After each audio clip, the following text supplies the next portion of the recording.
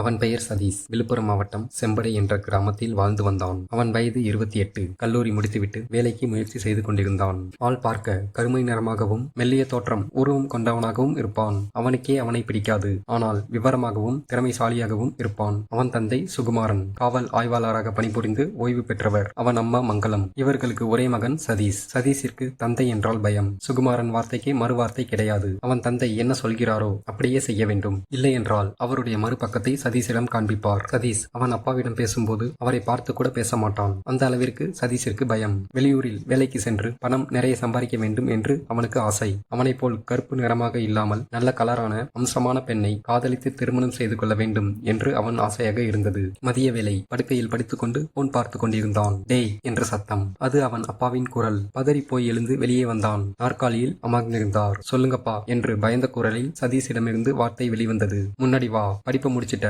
என்ன பண்றதா உத்தேசம்? வேலைக்கு போகணும்பா. இப்படியே படுத்து கிடந்தா வேலை கிடைச்சிருமா? பக்கத்து ஊர்ல பன்னியார் வீட்டுல கணக்கு பிள்ளை வேலைக்கு ஆள் எடுக்கிறாங்க. நான் எல்லாம் பேசிட்டேன், அங்க போய் பாரு என்றார். அதற்கு சதீஷ் அமைதியாகவே இருந்தான். என்னடா என்று சத்தம் அதிகமானது. இல்லப்பா, சென்னையில ஒரு கம்பெனில இன்டர்வியூக்கு வர சொல்லியிருக்காங்க. எங்க? சென்னையா? அங்க எல்லாம் வேண்டாம், நீ என் கண் பார்வையிலேயே இரு என்று சத்தமான குரலில் கூறினார். அங்க நல்ல சம்பளம், படிப்புக்கேத்த வேலை, நான் ஒழுங்கா இருப்பேன்பா, விடுங்க போகட்டும். சின்ன வயசுல இருந்து நம்ம கைக்குள்ளேயே வச்சு வளர்த்துட்டோம், வெளியில போனாதான் வெளி உலகம் தெரியும் என்றாள் அவன் அம்மா மங்களம். சுகுமாரும் சரி என்றான். ஆனால் அவனை யாரும் இன்டர்வியூக்கு வர சொல்லவில்லை. அவன் அப்பாவிடமிருந்து தப்பிப்பதற்காக அப்படி ஒரு பொய் காரணத்தை சொல்லி இருந்தான். இனிமேல் இங்கே இருக்கக்கூடாது, இன்னைக்கு ராத்திரியே கிளம்பி விட வேண்டும் என்று முடிவு செய்தான். சென்னையில ஃப்ரெண்டு ரூம்ல தங்கி வேலை தேட ஆரம்பித்தான். 3 நாட்களில் அவனுக்கு ஒரு நல்ல சம்பளத்தில் வேலை கிடைத்தது. வேலைக்கும் போக தொடங்கினான். அவன் முதல் மாச சம்பளத்தில் ஒரு சிறிய ரூமை வாடகைக்கு எடுத்து சமைப்பதற்கு தேவையான பொருட்களை வாங்கி கொண்டு தனியாக வசிக்க தொடங்கினான். ஒரு நாள் எப்போதும் போல் வேலைக்கு சென்றான். காலை வேலை. அனைவரும் அலுவலகத்தில் கிசுகிசுவென்று பேசிக் கொண்டிருந்தார்கள். சதீஷிற்கு ஒன்றும் புரியவில்லை.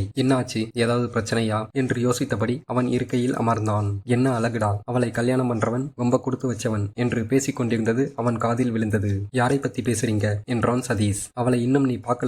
அழகுனா அப்படி ஒரு அழகு. அவ பெயர் ஐஸ்வர்யா. ஆபீஸ்ல புதுசா ஜாயின் பண்ணிருக்கா. அவளை பார்த்ததிலிருந்து எல்லோருக்கும் உச்சந்தலையில ஐஸ் வச்சது மாதிரி இருக்கு. என்ன இப்படி ஓவரா பில்டப் பண்றீங்க? என்ன சார் அழகு? எல்லா பொண்ணுங்களும் அழகுதான் சார் என்றான் சதீஷ். ஏன்டா பேச மாட்ட? நல்லா கருகருன்னு தாகு டப்பா மாதிரி இருக்க. நீ பாக்குற எல்லா பொண்ணுங்களும் அழகா தாண்டா தெரியும். உனக்கெல்லாம் அழகு பத்தி என்னடா தெரியும் என்று அசிங்கப்படுத்தினார்கள். சதீஷின் முகம் வாடியது. போது அவள் ஆபீஸிற்குள் நுழைந்தாள். ஆபீஸில் உள்ள மொத்த ஆண்களும் அவளை தான் பார்த்தார்கள். அவளுடன் பேசி பழக வேண்டும் என்று ஒரு கூட்டமே அலைந்து கொண்டிருந்தது. ஆனால் ஐஸ்வர்யா யாரையும் கண்டுகொள்ள மாட்டாள். ஆபீஸிற்கு புது பெண் என்பதால் ட்ரைனிங் பீரியடில் இருந்தாள். ஒரு நாள் ஐஸ்வர்யாவும் சதீஷும் ஒரே லிப்டில் வந்தனர். அப்போதுதான் ஐஸ்வர்யாவை பக்கத்தில் நெருக்கமாக பார்த்தான். கருமை நிற கண்கள், கூர்மையான மூக்கு, அதில் சிறியதாக மூக்குத்தி, பால் போன்று நிறம், அழகான காதில் சிறியதாக ஜிமிக்கி, சுடிதார் அணிந்து கொண்டு அவள் மேனி மிக அழகாக காண்பித்தது. அவள் அடித்திருந்த பர்ஃபியூம் சதீஷை மயக்க செய்தது. ஆனால் அவன் மனதிற்குள் எனக்கும் அவளுக்கும் ஏணி வைத்தால் கூட எட்டாது. அவள் நிறம் எப்படி இருக்கு, என்னோட நிறம் எப்படி இருக்கு என்று நினைத்தபடி இவளை பார்த்து நேரத்தை வீணாக்குவதை விட வேறு பெண்ணை காதலிக்க முயற்சி செய்யலாம் என்று அவன் மனதை மாற்றிக்கொண்டு அமைதிப்படுத்தினான். ஆனால் அந்த மானங்கெட்ட மனசுக்கும் கண்களுக்கும் அது புரியவில்லை. அவளையே கேட்டது. மறுநாள் காலை சதீஷ் ஆபீஸிற்குள் நுழைந்தான். இவனுக்கு தாண்டா சுக்கிரன் உச்சத்துல இருக்கான், இவனுக்கு வந்த வாழ்வ பாரு என்று அனைவரும் முனகிக் கொண்டே போனார்கள். இவனுக்கு ஒன்றும் புரியவில்லை. அப்போது சதீஷ் வேலை பார்க்கும் டீமுடன் ஐஸ்வர்யா உட்கார்ந்து வேலை பார்த்து கொண்டிருந்தாள். இவ ஏன் நம்ம டீமோட உட்கார்ந்திருக்கா என்று குழம்பினான். பக்கத்தில் சென்றதும் சதீஷனுடைய டீம் லீடர் சதீஷ், ஐஸ்வர்யா இன்னையிலிருந்து நம்ம டீம்ல ஒர்க் பண்ண போறாங்க, நம்ம ப்ராஜெக்ட பத்தி எக்ஸ்பிளைன் பண்ணுங்க, அப்படியே ஒரு ஒர்க்கையும் அசைன் பண்ணுங்க என்றான். ஐஸ்வர்யா அருகில் சென்றதும் சதீஷிற்கு படபடப்பு அதிகமானது. கைகளும் உதடுகளும் நடுங்க தொடங்கின. உடனே ஐஸ்வர்யா, ஹலோ சதீஷ், உங்களுக்காக தான் காத்து கொண்டிருக்கிறேன் என்றாள். கொஞ்சம் வெயிட் பண்ணுங்க, ரெஸ்ட் ரூம் வரை போயிட்டு வரேன் என்றான் சதீஷ். அவளும் ஓகே என்றாள். உடல் நடுக்கத்தோடு ரெஸ்ட் ரூமிற்கு சென்றான். ஏண்டா பயப்படுற? அந்த பொண்ணை என்ன நீ லவ் பண்றியா? ஐஸ்வர்யாவை நினைத்து உன் டைமை வேஸ்ட் பண்ணாத. நீ போய் லவ் பண்றேன்னு சொன்னா உன்னை கண்டுக்கவே மாட்டா. நீ அவளை லவ் பண்ற நோக்கத்துல பார்க்காத, ஃப்ரெண்ட்லியா பாரு, ஃப்ரெண்ட்லியா பேசு, உனக்கு பதட்டம் இருக்காது என்று அவனுக்குள்ளேயே பேசிக் கொண்டு சென்றான். ஐஸ்வர்யா கிட்ட சாதாரணமாக ஃப்ரெண்ட்லியாக பேச ஆரம்பித்தான். போது மற்ற ப்ராஜெக்ட்ல வேலை பார்க்கும் நபர்களுக்கு வயிறு பற்றி எரிய ஆரம்பித்தது. நமக்கு கிடைக்காத வாய்ப்பு அந்த கருப்பனுக்கு கிடைச்சிருக்கு, அவனை ஏதாவது செய்து அசிங்கப்படுத்தி விட வேண்டும் என்று யோசித்து டேய் கருப்பா, டேய் கருப்பா என்று சத்தம் போட்டு கத்திக் கொண்டிருந்தார்கள். ஆனால் சதீஷ் அதை பெரிதாக எடுத்துக்கொள்ளாமல் வேலையில் கவனம் செலுத்தினான். யார கூப்பிடுறாங்க? யார் அந்த கருப்பன் என்றால் ஐஸ்வர்யா. என்னதான் கூப்பிடுறாங்க என்றான். ஓ, உங்க பெட் நேமா அது? அதெல்லாம் இல்ல, நான் கருப்பா இருக்கேன்ல, அதான் கிண்டல் பண்றாங்க. அதோட உங்ககிட்ட பேசுறதுக்கு எனக்கு மட்டும் வாய்ப்பு கிடைச்சிருக்குல்ல, அதனாலதான் என்ன அசிங்கப்படுத்துற மாதிரி செய்யறாங்க. இங்க உள்ள எல்லோருக்கும் உங்களோட பேசி பேசி பழகணும்னு ஆசை. நீங்க அவங்களோட ப்ராஜெக்ட்ல ஜாயின் பண்ணுவீங்கன்னு நினைச்சாங்க. ஆனா அது நடக்கல.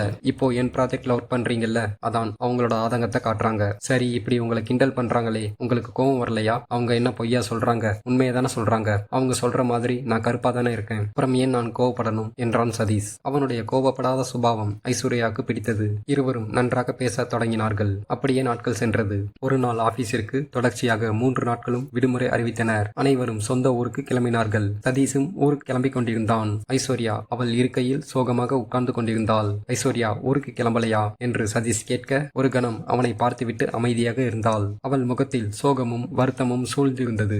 என்னாச்சு ஐஸ்வர்யா, ஏன் ஒரு மாதிரியா இருக்கீங்க?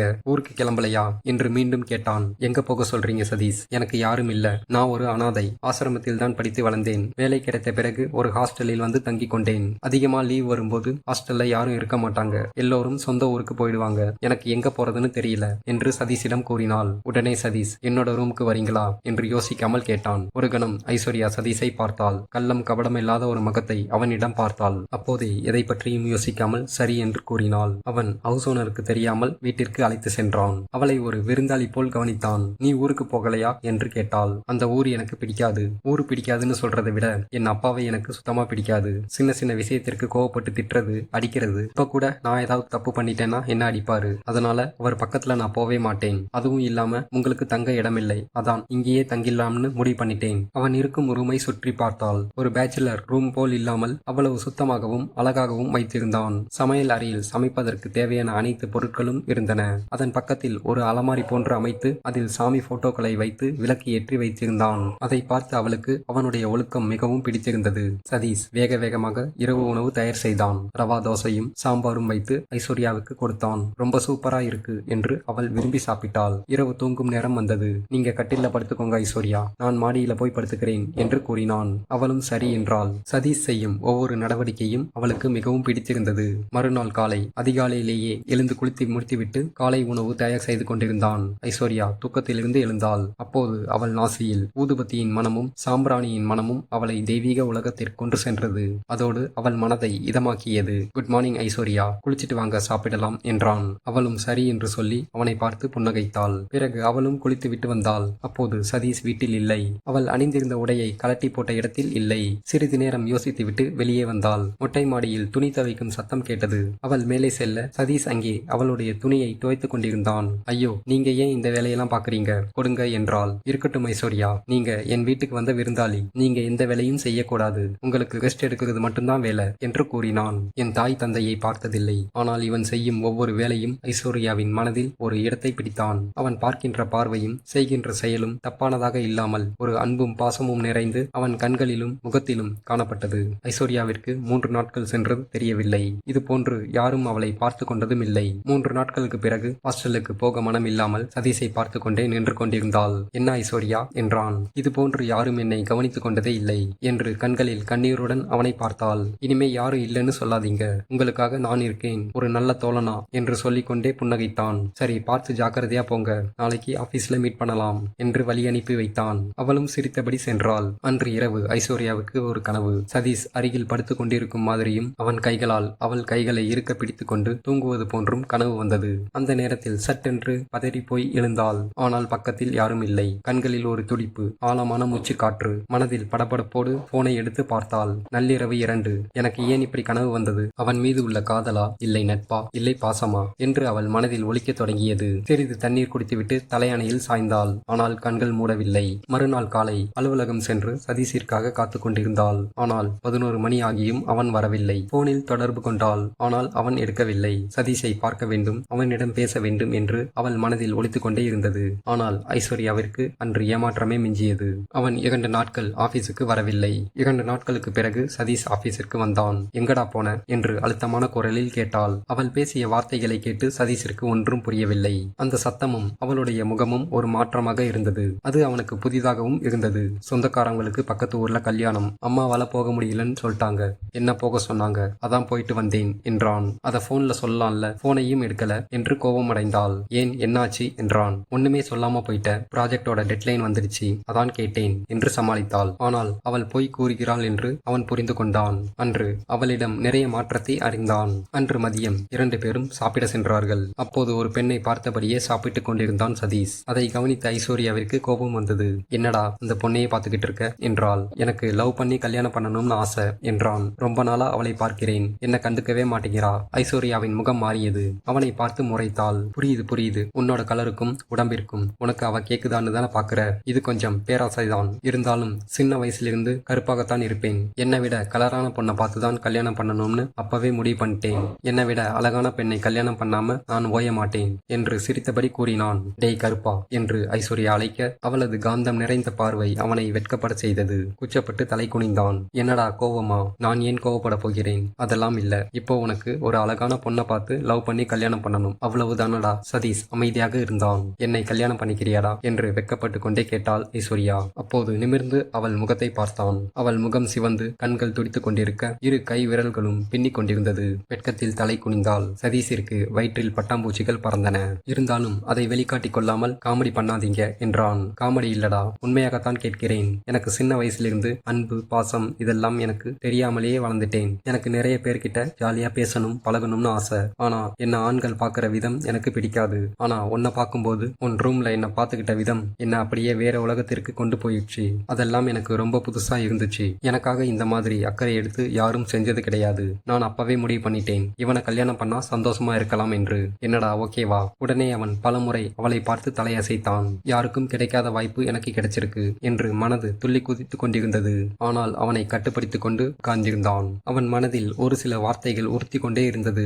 ஐஸ்வர்யா, உன் அழகிற்கும் என் அழகிற்கும் ஒத்து வருமா என்று கேட்டான். எனக்கு அழகு முக்கியம் இல்லடா, என்ன நல்லபடியா பார்த்து கொண்டால் போதும் என்று பதிலளித்தாள். சரி, நாளைக்கு உங்க வீட்டுல பேசு என்றாள். நாளைக்கே வா, இனிமேலும் என்னால தனிமையில வாழ முடியாது, புரிஞ்சுக்கோடா என்றாள். ஐஸ்வர்யா, சரியா சொன்னீங்க. எங்க அப்பாவுக்கு மட்டும் நம்ம 2 பேர் விஷயம் தெரிஞ்சதுன்னா அவ்வளவுதான். உங்களையும் என்னையும் கொன்னே போட்டுருவாரு. அங்க எல்லாம் போக வேண்டாம், இங்கேயே கல்யாணம் பண்ணிக்கிட்டு இருந்திடலாம். என்னடா சொல்ற? எனக்கு தான் யாரும் இல்ல, உனக்கு தான் எல்லாரும் இருக்காங்கல்ல. அப்புறம் என்னடா? என்ன உங்க அப்பா கிட்ட கூட்டிட்டு போ, நான் வந்து பேசுறேன். சொன்னா புரிஞ்சுக்கோங்க ஐஸ்வர்யா, என் அப்பாவை பத்தி உங்களுக்கு சரியா தெரியாது. அதெல்லாம் ஒண்ணும் வேண்டாம், நான் சொல்றதை கேளுங்க. இங்கேயே கல்யாணம் பண்ணிக்கிட்டு சந்தோஷமா இருக்கலாம். அதற்கு ஐஸ்வர்யாவும் ஒத்துக்கொண்டாள். மறுநாளே இருவரும் திருமணம் செய்து கொள்ள ரிஜிஸ்டர் ஆபீஸுக்கு சென்றனர். காலையில் சதீஷ் வந்து காத்து கொண்டிருந்தான். அப்போது ஒரு காரில் வந்து இறங்கினாள் ஐஸ்வர்யா. சிவப்பு நிற புடவை, தலையில் மல்லிகை பூ, புடவைக்கு மேட்சிங்காக ரவிக்கை. அழகு என்றால் அப்படி ஒரு அழகு. அவள் நடந்து வர அனைவருடைய கண்களும் அவள் மேல் இருந்தது. அவள் வேகமாக ஓடி வந்து சதீஷின் பக்கத்தில் நிற்க, இவனுக்கு இப்படி ஒரு பெண்ணா என்று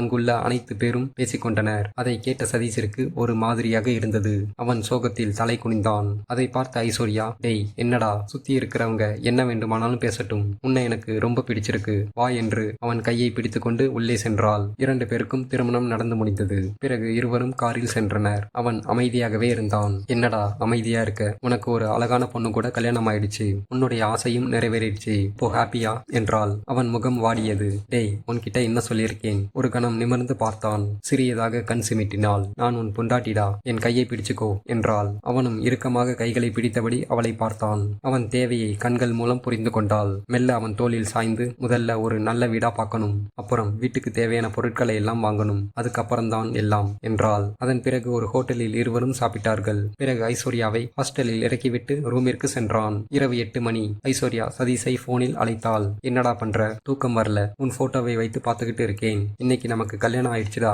என்ன தனியா விட்டுட்டு நீ பாட்டுக்கு போயிட்ட. நீ தானே முதல்ல வீடு பார்க்கணும், அதுக்கப்புறம் தான் சொன்னேன். நான் அப்படிதான்டா சொல்லுவேன். நீ தான் என்ன அப்படி இப்படின்னு பேசி உன் வழிக்கு கொண்டு வந்திருக்கணும். சதீஷ் எதுவும் பேசாமல் அமைதியாக இருந்தான். சரி, நாளைக்கு பார்ப்போம் என்றான். அப்போ இன்னைக்கு தான் நீ ஹாஸ்டலுக்கு போயிட்டியே. சரி சரி, கிளம்பி வா என்றாள். ஹாஸ்டல் வார்டன், உன்னோட ஃப்ரெண்ட்ஸ் எல்லாம் இருப்பாங்களே, அதை நான் பாத்துக்கிறேன், வாடா என்றாள். ஹாஸ்டலுக்கு பின்பக்கமாக சதீஷை அழைத்து அவள் இருப்பிடத்திற்கு அழைத்து சென்றாள். உள்ளே கட்டிலில் பூக்கள் அலங்காரம் செய்யப்பட்டிருந்தது. அதை பார்த்த சதீஷ் சிலை போல் நின்றான். ஒரு பக்கம் ஆச்சரியமாகவும் பயமாகவும் இருந்தது. சதீஷ் அவளை பார்க்க வெட்கத்தில் தலை குனிந்தாள். ஒருவேளை வார்டன் வந்துட்டா என்ன பண்றது என்று கேட்டான். வார்டன் இன்னைக்கு லீவு, அதனால இங்க யாரும் எதுவும் கேட்க மாட்டாங்க. சதீஷ் அருகில் வந்தான். அறை முழுக்க பூக்களின் நறுமணம், அதோடு தெய்வீக மனம் அவன் மனதை இதமாக்கியது. அருகில் அவன் மூச்சு காற்றை உணர்ந்த அவள் வெட்கப்பட்டு விலகி போய் சுவிட்சின் மேல் தூக்கி கை வைக்க விளக்கு அணைக்கப்பட்டது. ஐஸ்வர்யா, என்ன பண்ற? இருட்டுல ஒன்னும் தெரியல, எங்க இருக்க? உன் பக்கத்துல தாண்டா நிக்கிறேன் கருப்பா என்று அவன் கைகளை பற்றி கொண்டாள். இருள் நிறைந்த இடத்தில் இருவருடைய மௌனமான பேச்சு அறை முழுக்க ஒலித்தது. அதிகாலை 4 மணி. ஐஸ்வர்யா எழுந்து லைட் ஆன் செய்தாள். சதீஷ் ஆழ்ந்த உறக்கத்தில் இருந்தான். அவன் காதோரத்தில் வந்து, டேய் கருப்பா, வீட்டுக்கு கிளம்புடா, இன்னும் கொஞ்ச நேரத்துல என்னோட ரூம்மேட்ஸ் எல்லாம் வந்துருவாங்க என்றான். என்றால் அவன் வேகமாக எழுந்து கிளம்பினான். என்னடா ஓகேவா என்று ஐஸ்வர்யா கேட்க அவன் கண்களில் பதிலை கூறினான். மதிய வேளை. ஐஸ்வர்யா போனில் அழைத்தாள். சதீஷ் தூக்கத்தில் ஹலோ என்றான். என்னடா பண்ற? தூங்குறியா? வேற என்ன பண்ண சொல்ற? எனக்கு ரொம்ப டயர்டா இருக்கு. உனக்கு மட்டுமா? எனக்கும் தாண்டா. சரி சரி, நான் வேலையை விட்டு நின்னுலாம்னு முடிவு பண்ணிருக்கேன். நானும் தான் என்றான். இனிமே நாம 2 பேரும் அங்க வேலை பார்க்க வேண்டாம். ஹெச்ஆருக்கு மெயில் அனுப்பியிருக்கேன். சீக்கிரத்துல வேற வேலை தேடிக்கலாம் என்று இருவரும் பேசிக் கொண்டார்கள். 5 நாட்களில் ஐஸ்வர்யாவிற்கு புது கம்பெனியில் வேலை கிடைத்தது. ஆனால் சதீஷிற்கு கிடைக்கவில்லை. தேடிக்கொண்டிருந்தான். மாலை வேலை. ஐஸ்வர்யா ஹாஸ்டலுக்கு செல்வதற்கு முன்பு சதீஷை சந்தித்து விட்டு செல்வது வழக்கமாக இருந்தது. என்னடா வேலை கிடைச்சிருச்சா? இன்னும் இல்லப்பா. இன்னைக்கு ஒரு இன்டர்வியூ அட்டன் பண்ணேன். சம்பளம் குறைவாக இருந்தது. வேண்டாம்னு சொல்லிட்டேன். அவன் முகம் களைப்பாகவும் சோகமாகவும் இருந்தது. அதை பார்த்த ஐஸ்வர்யா, டேய் கருப்பா, வெளியில போய் ஒரு வாரத்துக்கு போயிட்டு வரலாமா என்றாள். அவனும் வேகமாக தலையசைத்தான். சரிடா, நாளைக்கு காலையில 10 மணிக்கு கிளம்பலாம் என்றாள். அவனும் சரி என்றான். மறுநாள் காலை 8 மணிக்கு ஐஸ்வர்யா போனில் அழைத்தாள். போன் சுவிட்ச் ஆஃப் என்று வந்தது. போனில் சார்ஜ் இல்லை என்று நினைத்து கொண்டு விட்டுவிட்டாள். பிறகு மீண்டும் 10 மணிக்கு அழைத்தாள். அப்போதும் சுவிட்ச் ஆஃப் என்று வந்தது. ஐஸ்வர்யாவிற்கு ஒன்றும் புரியவில்லை. அன்று பொழுதே முடிந்துவிட்டது. மறுநாள் காலை மீண்டும் அழைத்தாள். அப்போதும் சுவிட்ச் ஆஃப். ஐஸ்வர்யாவிற்கு பயம் வர தொடங்கியது. எங்க போயிருப்பான்? ஒருவேளை ஊருக்கு போயிட்டானா? இல்லை வேலை தேடி வெளியூருக்கு போயிட்டானா? அவள் மனது குழப்பமாக இருந்தது. எங்க போனாலும் சொல்லிட்டு போவானே, ஏன் இப்ப வரைக்கும் எதுவும் என்னிடம் சொல்லல என்று பயமும் குழப்பமும் அதிகமானது. இப்படியே 15 நாட்கள் சென்றது. சதீஷை பற்றிய எந்த ஒரு தகவலும் ஐஸ்வர்யாவுக்கு கிடைக்கவில்லை. அவளுக்கு என்ன செய்வது என்று புரியாமல் அவள் தோழியிடம் கூறினாள். சரி பயப்படாதடி, நாம மட்டும் தேடுனா சரி வராது. போலீஸ்ல கம்ப்ளைண்ட் பண்ணிடலாம்னு முடிவு பண்ணாங்க. அவனோட முழு பெயர் என்ன என்று தோழி கேட்டாள். சதீஷ். அவங்க அப்பா அம்மா பேரு தெரியாது. சரி அவன் எந்த ஊரு? விழுப்புரம். விழுப்புரத்தில் எங்க? தெரியல. என்னடி ஒரு பையனை காதலிச்சு திருமணம் பண்ணிருக்க, அவனோட அப்பா அம்மா பேரு தெரியல, ஊரும் தெரியல, போட்டோவாவது வச்சிருக்கியா? இல்ல அதுவும் இல்லையா என்று அவள் தோழி கோபமாக கேட்க, விடுடி, அவளே சோகத்துல இருக்கா. ஐஸ்வர்யா கிளம்பு, போலீஸ் ஸ்டேஷனுக்கு போகலாம் என்று 2 பேரும் ஒரு வண்டியில் கிளம்பினார்கள். போகும் வழியில் ஐஸ்வர்யாவிற்கு போனில் அழைப்பு வந்தது. அவள் தோழி ஒருவர் அழைத்தாள். ஐஸ்வர்யா, சதீஷை நான் பார்த்துட்டேன்டி. இங்கதான் பைக்ல போய்கிட்டு இருக்கான். நானும் அவனை ஃபாலோ பண்ணி போய்கிட்டு இருக்கேன். உனக்கு லொகேஷனை ஷேர் பண்றேன், சீக்கிரமா வா. ஆனா என்று பேச்சை இழுத்தாள். என்னடி ஆனா? அது வந்து அவன் கூட ஒரு பொண்ணு இருக்காங்கடி. சரி நீ சீக்கிரம் வா என்று கத்தினாள். ஐஸ்வர்யாவும் வேகமாக காட்டிய லொகேஷனுக்கு சென்றாள். இந்த வீட்ல தாண்டி இருக்கான் ஐஸ்வர்யா. அவன் கூட ஒரு பொண்ணு. அவ கழுத்துல தாலி போட்டிருக்கா. ஐஸ்வர்யா தலையில் இடி விழுந்தது போல் இருந்தது. மிக வேகமாக சென்று வீட்டின் கதவை தட்டினாள். கதவை திறந்து சதீஷ் பார்க்க ஒரு நிமிடம் உறைந்து போய் நின்றான். பக்கத்தில் ஒரு பெண் கழுத்தில் தாலியோடு நின்று கொண்டிருந்தாள். எங்கடா போன? யாரு இது? ஏன் போனை எடுக்கல? போன் சுவிட்ச் ஆஃப்ல இருக்கு என்று கண்களில் கண்ணீருடன் அழுத்தமான குரலில் கேட்டாள். அவன் எதுவும் பேசாமல் அமைதியாகவே இருந்தான். சொல்லுடா என்று கத்தி அழ ஆரம்பித்தாள். எனக்கு இந்த பொண்ணோட கல்யாணம் ஆயிடுச்சு என்றான். ஐஸ்வர்யா மயக்கத்தில் வயிற்றை பிடித்துக் கொண்டு கதறி அழுக ஆரம்பித்தாள். அவளுடன் வந்த தோழிகள் அவனை பயங்கரமாக கத்த தொடங்கினார்கள். ஏண்டா கேட்க ஆள் இல்லைன்னு நினைச்சியா? ஒரு கர்ப்பமான பெண்ணை இப்படி தவிக்க விட்டுட்டு இன்னொரு பெண்ணை கல்யாணம் பண்ணிருக்க என்று சத்தம் போட தொடங்கினார்கள். அப்போதுதான் அவனுக்கு தெரிந்தது ஐஸ்வர்யா கர்ப்பமாக இருக்கிறாள் என்று. ஏண்டா இப்படி பண்ண? அவளோட கழுத்துல தாலி கட்டிட்டு என் வாழ்க்கையை நாசம் பண்ணிட்டியேடா, ஐயோ ஐயோ என்று கதறி அடித்துக் கொள்ள தொடங்கினாள். ஒரு பக்கம் அவள் தோழிகள் அவளை சமாதானம் படுத்தினார்கள். சதீஷ் கண்களில் கண்ணீர் வலிய ஐஸ்வர்யாவின் காலில் விழுந்தான். என்ன மன்னிச்சிடு ஐஸ்வர்யா, என்ன மன்னிச்சிடு என்று கத்தி அழுதான். 10 நாளைக்கு முன்னாடி இரவு எங்க வீட்டிலிருந்து ஒரு போன் வந்தது. உங்க அம்மாவுக்கு உடம்பு சரியில்லை, சீக்கிரம் வா என்று என் அப்பா கூறினார். நானும் பயந்து போய் அவசர அவசரமாக கிளம்பி ஓடினேன். அங்க போய் பார்த்தா அம்மா நலமாக தான் இருந்தாங்க. எங்க அப்பா ஒரு பொய் காரணத்தை சொல்லி என்னை அங்க வர வச்சிருக்காரு. முதலில் எதற்காக என்று எனக்கு ஒன்றும் புரியவில்லை. பிறகுதான் புரிந்தது. என் அப்பாவினுடைய நெருங்கிய நண்பர் பொண்ணுக்கு நிச்சயதார்த்தம் முடிந்தது. திருமணத்திற்கு முதல் நாள் மாப்பிள்ளை வேறு பெண்ணுடன் ஓடிவிட்டதாகவும் இப்போது அந்த பெண்ணின் வாழ்க்கை கேள்விக்குறியாக இருக்கிறது என்றும் என்னை திருமணம் செய்து கொள்ளுமாறு கட்டாயப்படுத்தினார்கள். இல்லை என்றால் குடும்பமே உயிரை மாய்த்து கொள்ளப் போவதாக பயமுறுத்தினார்கள். அந்த கணம் என்னால் எதை பற்றியும் யோசிக்க முடியவில்லை. நான் எவ்வளவோ போராடி பார்த்தேன். ஆனால் என்னால் முடியவில்லை. அப்பா மீது உள்ள பயத்தால் அவளை திருமணம் செய்யும் சூழ்நிலைக்கு தள்ளப்பட்டேன். என்னால அப்பா கிட்ட பேசவே முடியல. எனக்கு கல்யாணம் ஆயிடுச்சுன்னு சொன்னா என்ன கொன்னே போட்டுடுவாரு. எனக்கு சாகிறத பத்தி எந்த ஒரு பிரச்சனையும் இல்ல. ஆனால் உனக்குன்னு யாரும் இல்ல. கடைசி வரைக்கும் உன்னை நான் நல்லபடியா பாத்துக்கணும். அந்த ஒரு காரணத்துக்காகத்தான் அப்பா கிட்ட நம்ம கல்யாணம் செஞ்சுக்கிட்டதை மறைச்சேன். சத்தியமா சொல்றேன் ஐஸ்வர்யா, நான் அவளை ஒரு தடவை கூட பார்த்ததில்லை. அவள் முகத்தையும் பார்த்ததில்லை. அவள் பெயர் என்னன்னு கூட எனக்கு தெரியாது. அன்னைக்கு நைட்டு நம்ம 2 பேரையும் பத்தி முழுசா அவள் கிட்ட சொல்லிட்டேன் என்று சொல்லி முடித்தான். அக்கா, இந்த கல்யாணம் ஒரு விபத்துல நடந்தது. இவருக்கு கல்யாணத்துல துளி கூட விருப்பம் இல்லை. ஆனா எங்க அப்பாவுக்கும் அம்மாவுக்கும் யார்கிட்டையும் அசிங்கப்படாமல் எப்படியாவது என்ன கல்யாணம் பண்ணி கொடுத்துடணும்னு உறுதியா இருந்தாங்க. எனக்கு வெளி உலகமே தெரியாது. எங்க கிராமத்தை விட்டு வெளியில வந்ததே கிடையாது. படிப்பறிவும் சுத்தமா கிடையாது. முதல் முறையா இந்த ஊருக்கு வந்திருக்கிறேன். இப்போ நீங்க என்ன வெளியில அனுப்புனாலும் என்னால என்னால் தனிமையில் வாழ முடியாது. எங்க ஊருக்கும் போக முடியாது.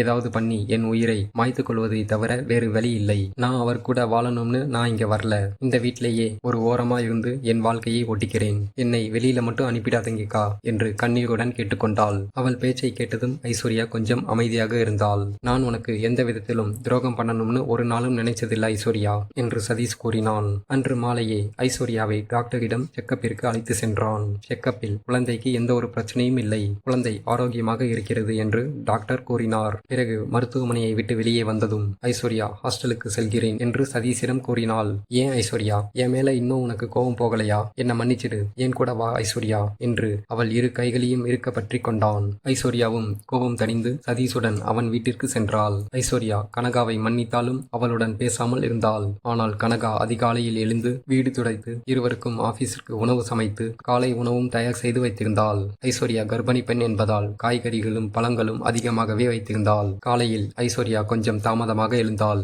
ஆபீஸுக்கு உணவு தயார் செய்ய வேண்டுமே என்று வேக வேகமாக கிச்சனுக்கு சென்றாள். அங்கே எல்லாம் தயார் நிலையில் இருந்தது. அக்கா, நான் எல்லாமே உங்களுக்கு சமைச்சிட்டேன், நீங்க குளிச்சிட்டு வாங்க, டிஃபன் எடுத்து வைக்கிறேன் என்று அன்பாக கனகா கூறினாள். அதை கேட்டு எதுவும் பேசாமல் அமைதியாக சென்றாள். காலை உணவு அறிந்துவிட்டு இருவரும் ஆபீஸிற்கு சென்றார்கள். போகும்போது ஐஸ்வர்யா ஒரு கணம் கனகாவை பார்த்து கதவை பூட்டிக்கிட்டு ஜாக்கிரதையாயிரு என்றாள். அந்த வார்த்தை கனகாவின் மனதை சந்தோஷப்படுத்தியது. மாலை வேளை சதீஷ் வேக வேகமாக வீட்டிற்கு வந்தான். ஐஸ்வர்யாவிடம் 5 நாளைக்கு ஆபீஸ் வேலையாக வெளியூர் செல்கிறேன், கொஞ்சம் பார்த்து ஜாக்கிரதையா இரு ஐஸ்வர்யா என்று கூறினான். ஐஸ்வர்யாவின் முகம் வாடியது. அதுதான் துணைக்கு கனகா இருக்கா, அவ உன்னை நல்லபடியா பாத்துப்பா, தைரியமா இரு, நான் எவ்வளவு சீக்கிரம் வேலையை முடிச்சிட்டு வர முடியுமோ முடிச்சிட்டு வந்துடுறேன் ஐஸ்வர்யா என்று அவன் இரு கைகளையும் பிடித்துக்கொண்டு கூறினான். போகும்போது கனகாவிடம் ஐஸ்வர்யாவை ஜாக்கிரதையாக பார்த்துக்கோ, அவளை பார்த்துக்கிறது உன்னுடைய பொறுப்பு என்று அன்பாக கூறிவிட்டு சென்றான். அந்த நாளிலிருந்து ஐஸ்வர்யாவை கனகா பார்த்து கொள்ளும் விதம் அவளுக்கு மிகவும் பிடித்திருந்தது. ஒரு தாய் மகளை எப்படி பார்த்து கொள்வாளோ அது போல் பார்த்து கொண்டாள். கர்ப்பிணி பெண் என்பதால் அவள் இரு கால்களும் வீங்கிய நிலையில் இருந்தது. அதை அழகாக சுடுநீர் வைத்து ஒத்தனம் கொடுத்து அவள் கால்களை பிடித்து அன்பாக பார்த்து கொண்டாள். ஒரு தாயின் அன்பை பார்த்திராத ஐஸ்வர்யாவிற்கு கனகாவின் அரவணைப்பு மிகவும் பிடித்திருந்தது. ஒரு நாள் மதிய வேளை ஞாயிற்றுக்கிழமை ஐஸ்வர்யாவிற்கு பிரசவ வலி வந்தது. அவசர அவசரமாக மருத்துவமனைக்கு கனகா அழைத்து சென்றாள். சதீஷிற்கு தகவலை தெரிவித்தாள். தகவல் கிடைத்த உடனே சதீஷ் கிளம்பினான். சிறிது நேரத்தில் சதீஷிற்கு இன்னொரு அழைப்பு வந்தது. அக்காவிற்கு ஆண் குழந்தை பிறந்திருக்கிறது என்று ஒரு நல்ல செய்தியை கனகா கூறினாள். அதை கேட்ட சதீஷ் மிகவும் சந்தோஷம் அடைந்தான். சுகப்பிரசவம் என்பதால் மறுநாளை வீட்டிற்கு அழைத்து வந்து விட்டனர். ஆனால் ஐஸ்வர்யாவிற்கு குழந்தையை பார்த்துக் கொள்ளும் விதம் அவளுக்கு சுத்தமாக தெரியவில்லை. அந்த குறையை கனகா நிறைவேற்றி வைத்தாள். கனகா கிராமத்து பெண் என்பதால் குழந்தையை பார்த்துக் கொள்ளும் விதம் நன்றாக தெரிந்திருந்தது. குழந்தையை குளிப்பாட்டுவது, தாலாட்டு பாடி தூங்க வைப்பது என்று மிகவும் பாசமாக பார்த்து கொண்டாள். கனகா என்னையும் என் குழந்தையையும் ஒரு தாய் போல் பார்த்துக் கொள்வது ஐஸ்வர்யாவிற்கு ஒரு நம்பிக்கையை கொடுத்தது. 10 நாளைக்கு பிறகு ஐஸ்வர்யா வேலைக்கு செல்லப் போகிறேன் என்று கனகாவிடம் கூறினாள். நீங்க தைரியமா போயிட்டு வாங்கக்கா, இவனை நான் பார்த்துக் கொள்கிறேன் என்று கனகா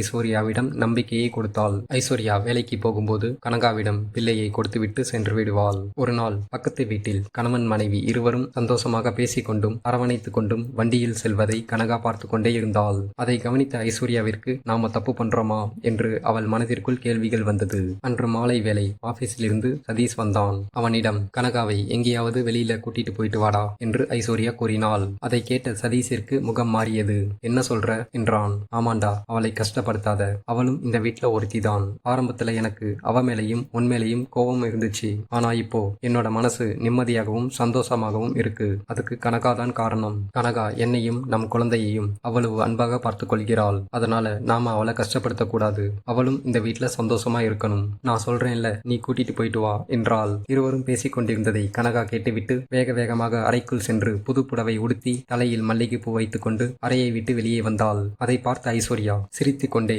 பூஜை அறைக்கு சென்று குங்குமம் எடுத்து அவள் நெற்றியில் வைத்தாள். அப்போது கனகாவின் கண்களில் கண்ணீர் பெருகியது. ஐஸ்வர்யா காலில் விழுந்தாள். எப்போதும் நீ சந்தோஷமா இருக்கணும் என்று ஐஸ்வர்யா கைகளால் கண்ணீரை துடைத்துவிட்டு போயிட்டு வா என்று வழி அனுப்பி வைத்தாள். சதீஷும் கனகாவை அன்பாக சிரித்தபடி வெளியே கூட்டி சென்றான். போது ஒருவருக்கொருவர் அன்பாகவும் பாசமாகவும் விட்டு கொடுக்கும் மனப்பான்மையோடும் வாழத் தொடங்கினார்கள். இந்த வீடியோ உங்களுக்கு பிடித்திருந்தால் லைக் பண்ணுங்க. இது போன்ற சுவாரஸ்யமான வீடியோக்களை என்னுடைய சேனல்ல பார்க்க சப்ஸ்கிரைப் பண்ணுங்க. மறக்காம பெல் பட்டனை கிளிக் பண்ணிக்கோங்க. இது போன்ற சம்பவங்கள் உங்களுடைய வாழ்க்கையில் நடந்திருந்தால் கமெண்ட்ல என் கூட ஷேர் பண்ணுங்க. நன்றி, வணக்கம்.